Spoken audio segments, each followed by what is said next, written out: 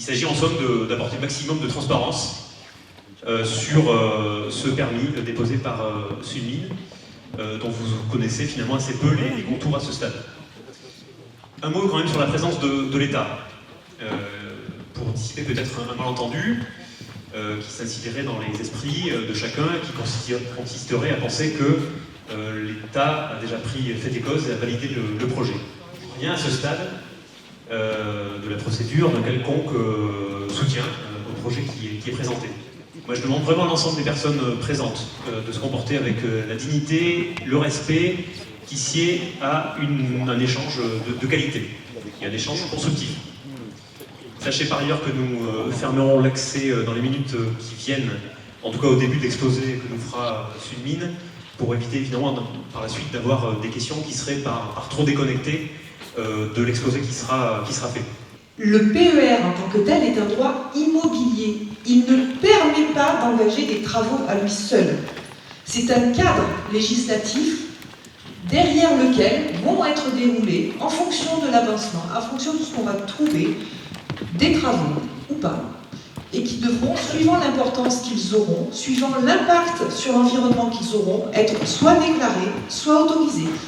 Alors, un PER porte sur des substances de mine qui intéressent l'État parce que c'est une substance stratégique et donc en découle un certain nombre de choses.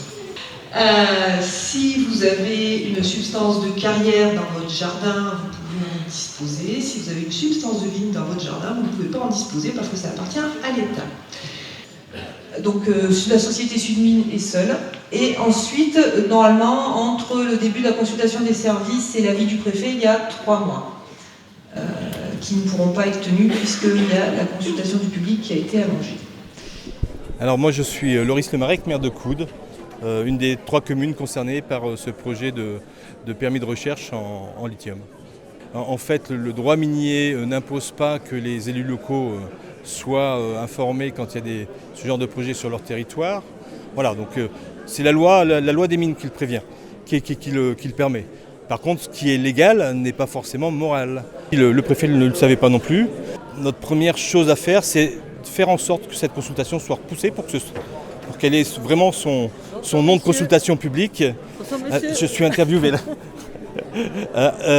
Pour qu'elle ait vraiment ce nom de consultation publique. Donc ça a été notre première action. Donc c'était repoussé au 9 octobre, puis après au 20, puis finalement au 30. Et la deuxième, c'était effectivement obtenir cette réunion publique, parce que c'est un sujet qu'on ne connaît pas, qu'on ne voulait pas crier au loup tout de suite, même si on se doutait qu'il y avait un loup. Je crois que le loup il est tombé ce soir. On voit que le porteur de projet n'est peut-être pas à la hauteur de ses ambitions. J'espère bien que l'État ne signera pas ce permis de recherche tel qu'il est demandé. Vous avez-vous délibéré ou pas? Alors nous on n'a pas délibéré, on a beaucoup informé la population, tout simplement parce que dans un premier temps, moi je ne suis pas géologue, je suis prof d'histoire. Je n'ai pas de connaissance de ça, donc on ne pouvait pas délibérer dans l'instant. On s'est dit on va s'informer, on veut avoir la connaissance pour dire oui ou dire non. Écoutez, déjà, avant toute chose, je vous remercie d'être venus si nombreux participer à cette réunion d'information. Donc on va prendre le temps de venir vous préciser, vous exposer les tenants, les aboutissants et l'objet de la demande donc, de PER déposée par la société Sunmine, le PER dit Vinzel. On parle bien aujourd'hui ici d'une demande de permis exclusif de recherche. On n'est pas là pour parler d'exploitation. L'exploitation viendra peut-être dans un deuxième temps, si au terme du programme de recherche que nous souhaitons mener, au terme de ces 5 ans, il s'avère que le projet est viable et intéressant à développer. Et c'est une autre étape que l'on n'anticipera pas ce soir en tout cas. Sunmine, c'est une petite structure de 35 associés. C'est une petite structure qui dispose d'un ensemble de permis de recherche très innovants. Ils sont actifs ou en demande. Ici, on est en demande. On vise à chercher à valoriser des ressources naturelles du sous-sol pour aider à la transition énergétique. Donc hydrogène, lithium, coltan. Et contribuer ainsi à l'indépendance française européenne en métaux stratégiques énergie. C'est ce coltan qui est l'aspect numérique. Ça sert où tout le monde en a du coltan dans sa poche. Mais aucun coltan ne vient de France ni d'Europe. Pourquoi un périmètre de permis exclusif de recherche à Vinzelles et à quoi correspond-il? Donc, d'une part, le contexte géologique et hydrogéologique régional et local est a priori favorable, et c'est au niveau de ces massifs anciens, et plus particulièrement au niveau du massif central, que l'on retrouve, j'allais dire, des configurations favorables à la présence de lithium notamment. Pour chacune de ces 3 sources ont été identifiés des indices de lithium qui, vous les avez à l'écran, vont de 3,2 pour les plus faibles jusqu'à 8,47 mg par litre de lithium, donc dans les sources de Saladis. Après, on a aussi identifié les zones à enjeux environnementaux forts, les zones protégées, que ce soit des zones naturelles de type espace naturel sensible ou zones Natura 2000, mais aussi des zones protégées par les activités anthropiques, que sont les sites inscrits du village de Montpérou et de ses abords. Donc, ensuite, bien évidemment, la totalité, on ne l'a pas dit, mais la totalité du dossier qu'on a présenté est consultable sur Internet. On aura un moment juste après, on va vous demander d'accélérer cette présentation. On aura un moment où vous pourrez poser vos questions et interagir avec les porteurs de projets. Je me suis aperçu qu'il y avait tout un volet qui parlait de risques, et notamment de risques de transpercement, je ne sais pas s'il faut dire comme ça, de transpercement des nappes phréatiques de différentes couches aqueuses, je ne sais pas s'il faut dire comme ça non plus. Et pour avoir assisté, et certains ici doivent s'en rappeler, à ce que ça donne quand on fait ce genre de truc au Martre de Verre il y a quelques années, j'étais présente, c'était juste à côté de chez moi.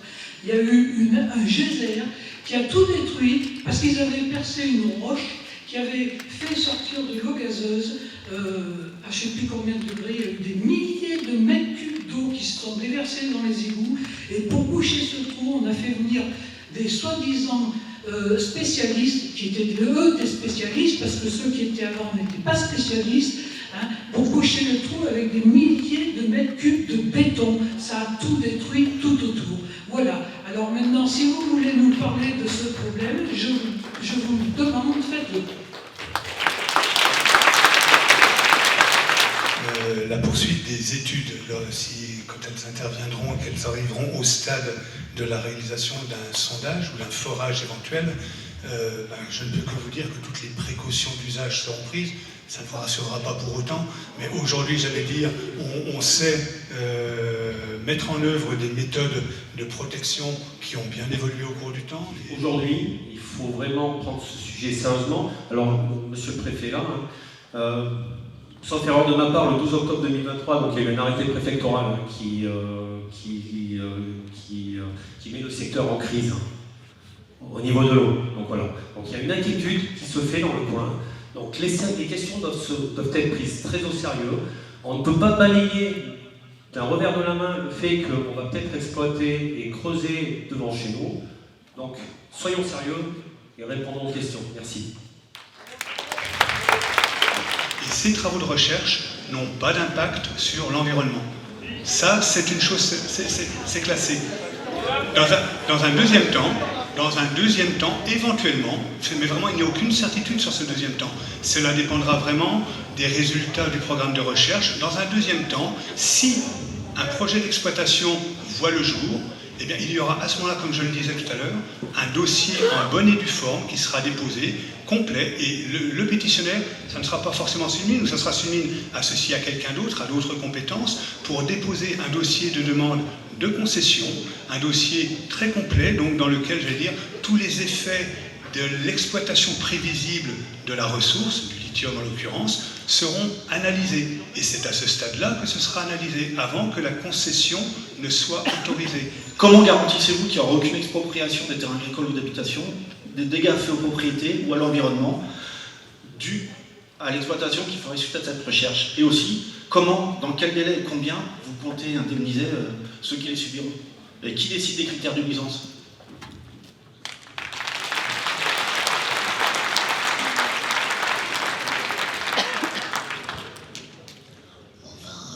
Tout à l'heure, j'ai dit que c'était pour s'aérer un peu que vous montrer quelques photos. On va revenir à la photo des 2 captages que je vous ai montrés.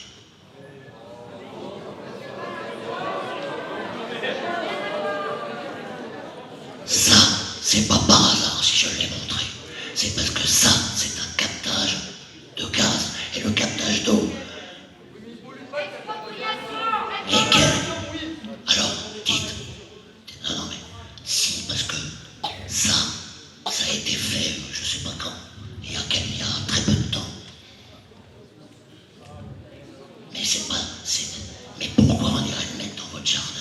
Est-ce que vous pouvez nous dire quelles sont les substances qui vont être utilisées, ou les additifs, ou comme vous pouvez les appeler, les poisons, qui vont être utilisés pour dissocier le lithium de l'eau? Voilà. Merci. C'est un process qui aujourd'hui n'est pas maîtrisé.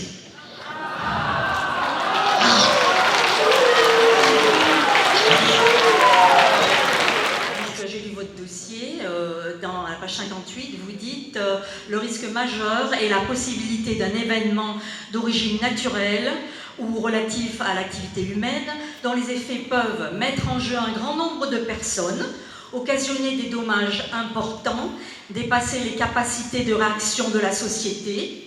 Sudmine.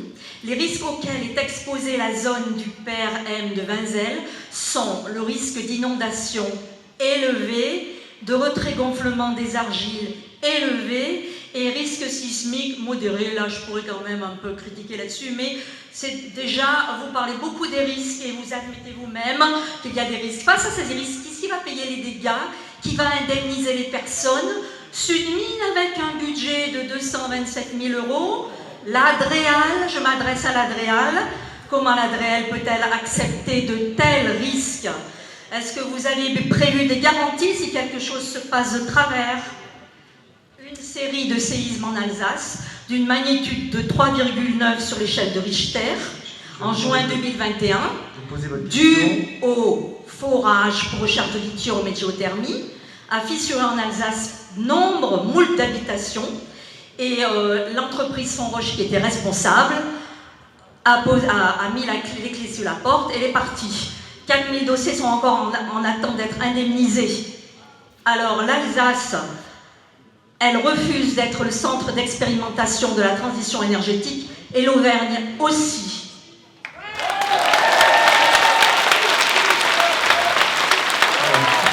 Au jour d'aujourd'hui, comme on vous l'a dit, le dossier est en cours d'instruction.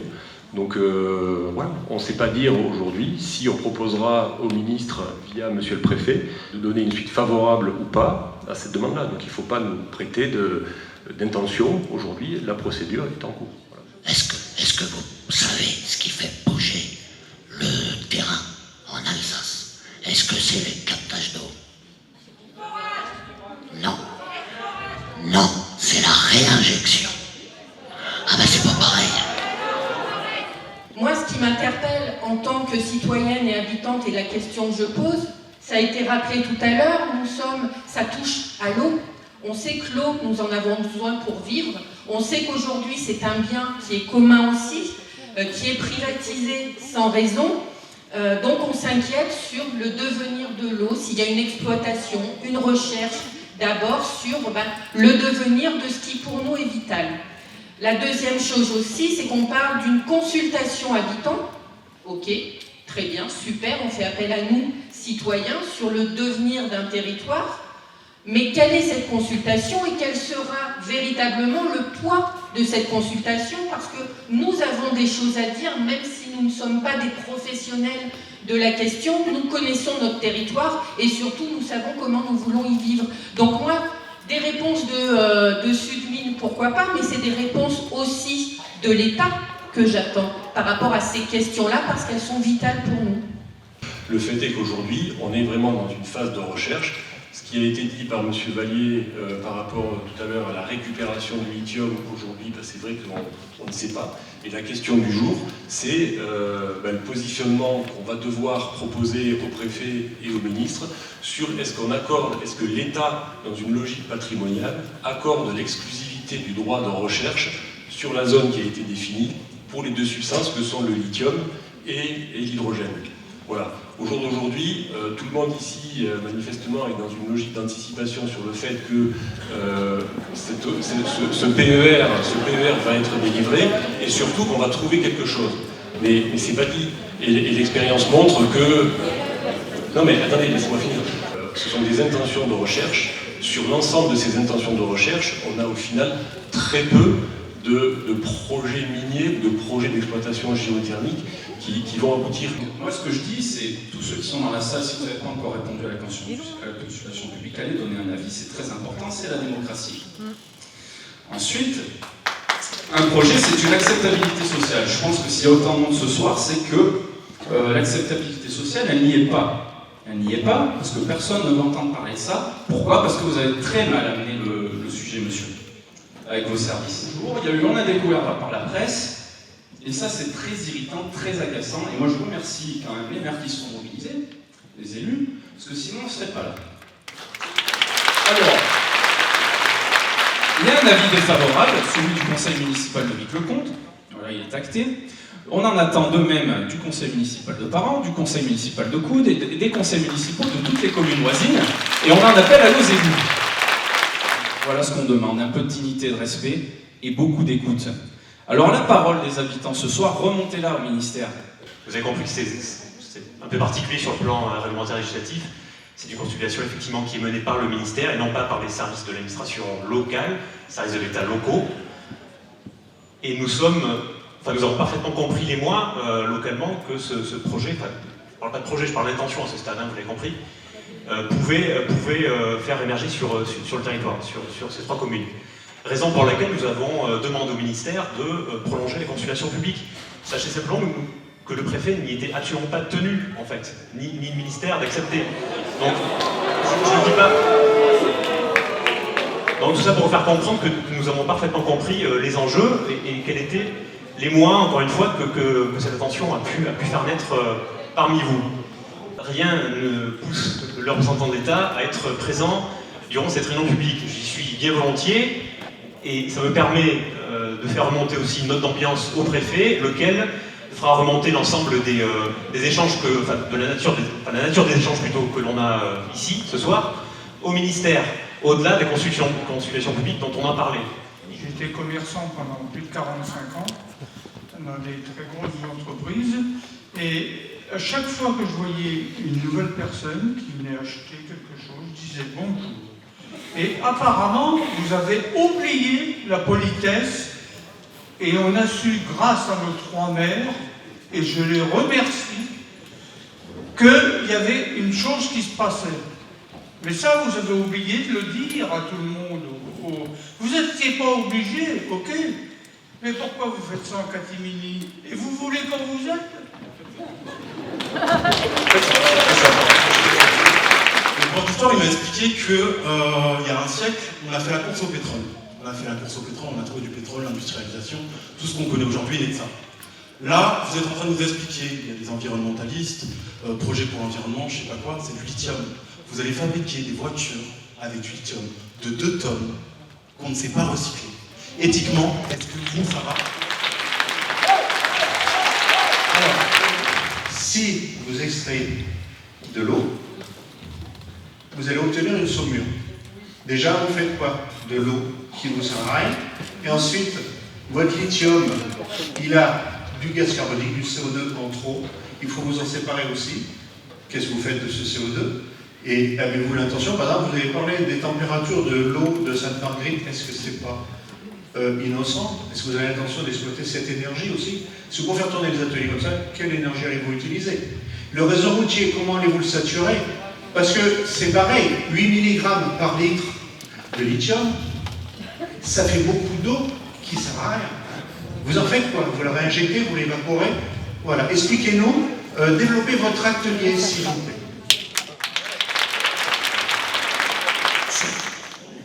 Désolé, si vous voulez absolument que je vous donne des réponses à quelque chose que je ne peux pas savoir aujourd'hui, eh bien je ne pourrai pas répondre.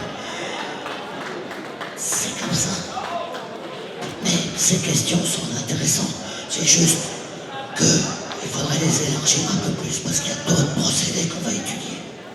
Ma question elle est simple, c'est quelle est en toute franchise la probabilité que vous alliez que vos recherches soient fructueuses et que vous alliez jusqu'à déposer un permis d'exploitation minière? Sur 100 projets, il y en a 10 qui vont être poursuivis. Et sur les 10, il y en a un qui verra une réalisation. J'ai aussi dit, comment dire, que on recherchait des solutions astucieuses. Parce que là, aujourd'hui, on a simplement ce qu'on appelle des indices. On a employé ce terme-là, c'est-à-dire c'est des petites données, des données géologiques de contexte, on l'a expliqué, et des données sur le lithium. La probabilité que ces données se transforment on va dire en gisement, un gisement, c'est quelque chose qui est exploitable économiquement et techniquement exploitable. Moi, j'aimerais bien, j'ai pas fini la phrase. J'aimerais bien que ça soit, j'aimerais bien dire c'est une chance sur deux, mais c'est pas vrai. Malheureusement, pour nous, c'est que la probabilité elle est inférieure, elle est entre 1% et 10%. Vous avez dit, il n'y a pas de risque dans cette phase. Or, dans votre dossier de 324 pages, vous faites une analyse de risque assez détaillée. Bon, après, en minimisant peut-être un peu les impacts, mais vous faites l'analyse de risque. Et on peut lire page 67 sur notamment l'impact sur les ressources en eau. La campagne de forage pourrait entraîner des possibles conséquences accidentelles sur la qualité des eaux souterraines, en raison des hydrocarbures en stock au niveau de la plateforme de sondage, des opérations de transfert et de manipulation des produits dangereux. On n'a pas dans le dossier des informations sur ces produits dangereux, je pense. Des opérations de stockage des déchets, des ouvrages de collecte et de stockage des boues de forage potentiellement chargés de polluants, et la connexion de deux aquifères. Donc, ça veut dire mettre en contact deux nappes phréatiques avec toutes les conséquences que ça peut avoir. Et effectivement, on ne sait rien dessus. Voilà, donc ça, merci d'avoir eu la franchise d'expliquer tout ça dans votre dossier. Maintenant, quand je lis ça, forcément, ça ne nous donne pas confiance. Et on peut se demander, compte tenu de l'assise financière de Sudmine, si ces risques adviennent et deviennent réels, qui va payer et comment ce sera pris en charge, et surtout, compte tenu de vos possibilités financières, comment toutes les mesures seront prises en compte pour que ces risques n'adviennent pas déjà dans cette phase de recherche qui est la phase 3 d'exploration où on fait des forages. Merci.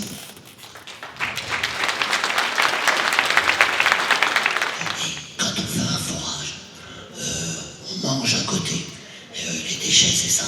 Aussi les déchets de foration, donc qui sont recyclés dans des bacs de décantation pour les recycler. Mais c'est ça. Mais là, ce que vous avez lu encore, même qu'à tout à l'heure, c'est la théorie de la catastrophe. C'est la première partie de l'étude. C'est qu'est-ce qui pourrait y arriver de pire. Et ensuite, on établit des solutions. Je suis vigneron, coopérateur.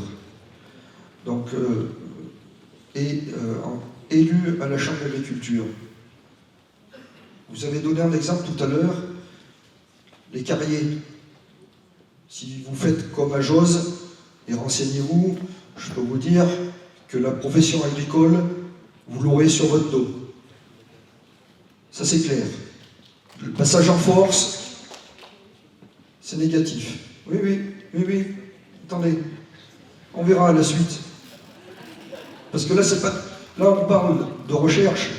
Moi, je parle après, comme tout le monde ici, c'est l'exploitation. Voilà. Et là, on n'en sait rien, vous n'en savez rien, vous ne savez pas comment il faut faire. Donc, les services de la Chambre d'agriculture, je suis élu à la Chambre d'agriculture, et les services de la Chambre d'agriculture, ne vous inquiétez pas, avec moi, on vous tiendra le collier.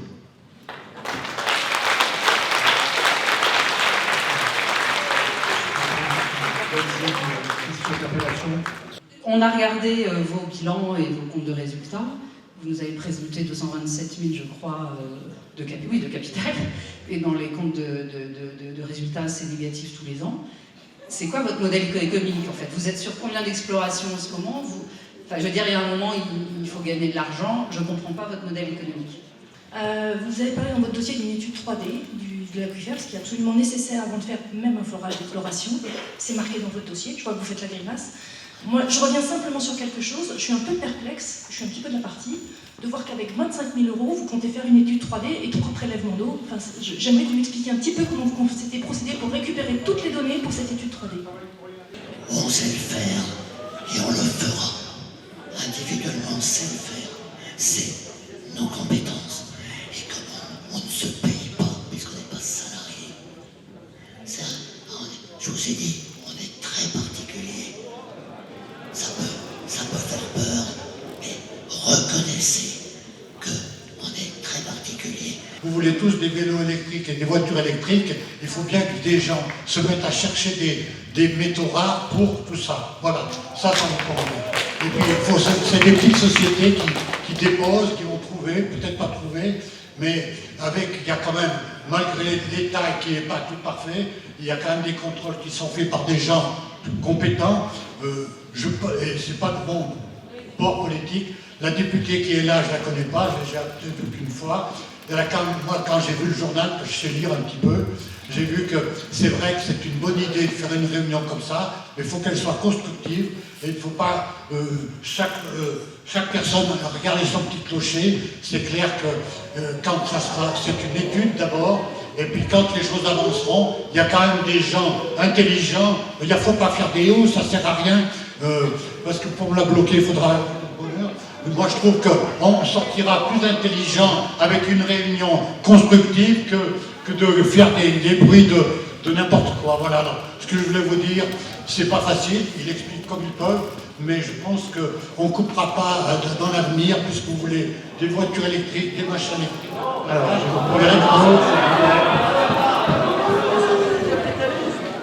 bonjour. Finir cette réunion, s'il vous plaît. Hélène Carretz, j'habite à Vic.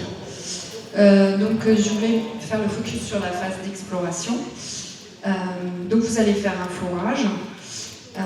Moi j'ai lu un rapport qui dit que c'est dans les phases d'exploration qu'il y a le plus de risques parce que justement on ne connaît pas le terrain, on le découvre et on découvre ses faiblesses. Vous trouvez qu'on est loin de la rivière, moi je trouve qu'on est furieusement près parce qu'on sait qu'une rivière c'est pas que ce qu'on voit, c'est aussi ce qui se passe en dessous. Sur Internet, on lit que sur ces technologies, les forages peuvent aller de 500 mètres à 7000 mètres. Bon, j'étais ravie d'apprendre dans votre exposé qu'on avait déjà foré dans le coin à 2500 mètres sans que ça pose trop de dégâts sismiques, parce qu'on est quand même une région volcanique. D'après vos préétudes, à votre avis, on va forer à quelle profondeur pour confirmer votre étude? Vous allez me dire que vous ne le savez pas. Vous nous avez montré une photo avec le forage d'eau, c'est un truc qui fait un diamètre de 20 à 30 cm. J'imagine que ce n'est pas ce que vous allez faire pour aller à 2500 mètres, c'est sûrement des diamètres. Donc je voulais savoir à quel diamètre vous allez forer. Et puis pour forer de la roche dure, ça ne se fait pas tout seul, c'est pas du gruyère, donc vous allez utiliser des lubrifiants. Ces lubrifiants sont souvent polluants, donc ça, vous avez parlé de décantation. On aimerait avoir beaucoup plus d'informations sur la sécurisation du site. Parce qu'on comprend bien que votre structure n'a pas les moyens financiers de couvrir les dégâts potentiels qui peuvent se poser. Donc on est inquiet par les risques qui sont évoqués et on est doublement inquiet parce qu'on voit bien que derrière il n'y a pas l'assise financière pour sécuriser et pour indemniser en cas de problème. Et on voit que l'État n'est pas toujours présent. On a le scandale du chlordécone dans les dom-toms, où les gens se débrouillent pour survivre sur des territoires très pollués. Donc c'est tout ça qui fait que les gens sont très inquiets. On est en conflit localement avec la société Volvic qui nous pompe l'eau, et l'eau devient un bien extrêmement critique. Le dernier petit point, c'est que dans votre dossier, si je l'ai parcouru rapidement, mais il est indiqué quelque part que de toute façon la société Sudmi était responsable de rien en termes de dégâts s'il se passait quelque chose. Et il dégageait toute responsabilité par rapport à des dommages éventuels. Donc comment les services de l'État peuvent accepter de valider un dossier avec ce genre de clause? Alors,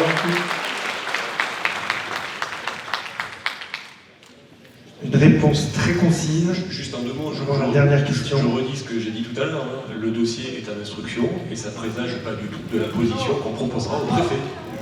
Je ne sais pas ce que je peux dire de plus.